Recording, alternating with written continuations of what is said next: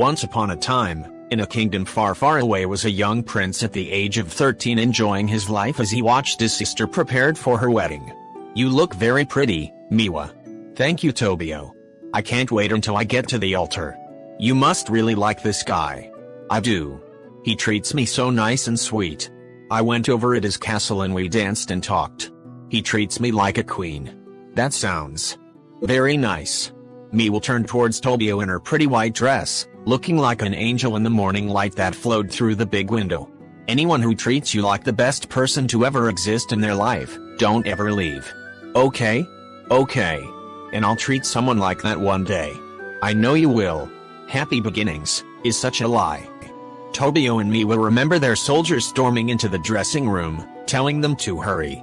Tobio remember hearing lots of yelling. Out the windows was many homes being damaged, screaming so loud it rang in his ears.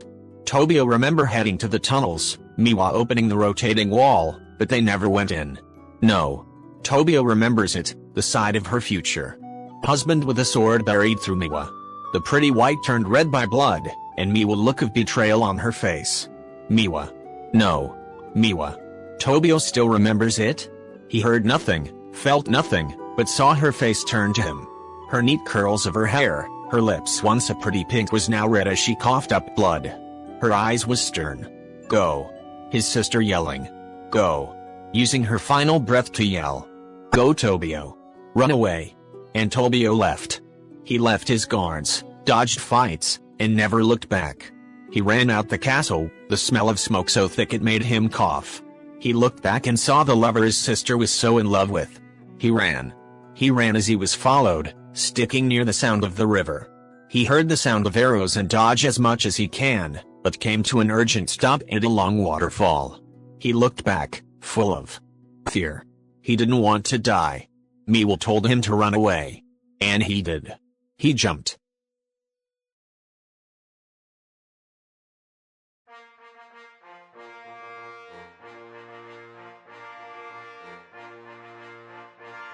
Early that morning, the king woke up next to two naked concubines. He didn't do anything to them, but he would admit he was warm against their soft bodies. "Good morning, my king." "Good morning." The king yawned and sat up, the two girls cuddling next to him. "Good morning. Thank you for sharing my bed with me." "Anytime. Thank you for allowing us." Go prepare to have breakfast with me." "Yes, your Majesty." "Of course." Both kissed Tsukishima and left him alone after they got dressed. Tsukishima reached over and grabbed his glasses and got up, the cold washing over his nude body. This was the only time he can get alone time. He got off his bed and washed his own body. A bit of independence was gratifying. He wasn't friendly if he doesn't get to have time for himself. After his morning ritual, he left his room in pajamas made of blue silk and soft shoes. The guards by his door greeted him a good morning, Tsukishima dismissing them as he headed to the dining hall, where his family sat waiting and talking until the servants present their food. "My baby brother has finally joined us." "I'd rather not." "How was your night?" "Warm." Kyoko and Yachi stood by his chair, Tsukishima kissing their hands before offering a seat next to him. "Good morning, mother." "Good morning.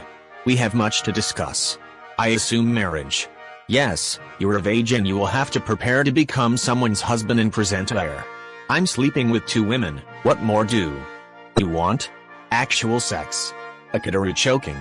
"You wasn't specific with those details." "K. What do I need to do to at least get what I want?" "I'm a concubine if you want me sexually active. I won't have sex with women and have you hope for an accidental pregnancy that'll force me to marry." "Done. I'll pick a decent slave. I don't trust your judgment." Tsukishima could hear his mother sighing at this conversation. Kei was her most stubborn child. When it came to him, it's best to treat any conversation with him as a business transaction. Fine. The servants finally served them food and Tsuki ate happily with his deal. Next to him, his friends was happy about not becoming pregnant with his child. Besides, Kei never had any interest in them sexually. Tsuki smirked. At least he'd done them a favor. Now, what should he do about his own situation?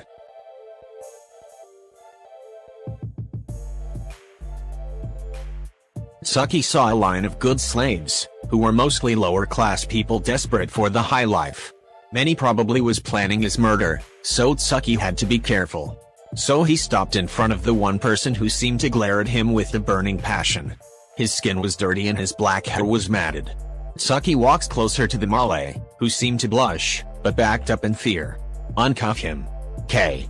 The slave owners did so, releasing the Malay. Tsuki lifted a hand to touch his cheek. Don't touch me. Tsuki raised an eyebrow. Or what? Tsuki touched the boy's chin with a smirk. He didn't expect the hard slap to his face. He can't believe he just got slapped. I said don't touch me.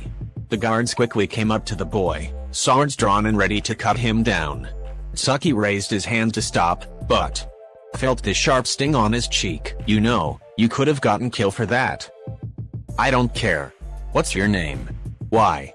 As someone who slapped a prince, surely you have a name, Tobio. That's it. That's all I remember. Tsukishima thinking that's a cute name. Tsukishima looked at his father. This is the one I want. But I don't care. He can fight all he want. Tsuki smirked at Tobio. But I'll tame him. Soon, you'll want me. Your head on a stick, sure. Cute.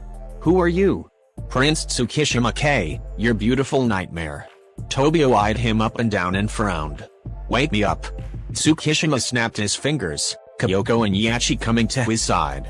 Clean him and have him prepared and ready on my bed. Tsuki watched Tobio's eyes lit up in rage at the thought of sleeping with Tsuki. Tsuki chuckled as he walked away. Oh yes, he was going to tame a man. A wild attitude. And maybe Tobio will soon realized. 5 years. And no sign of Prince Kageyama being alive. I'm sure he is, my king. We'll bring him home, he is the long-lost prince.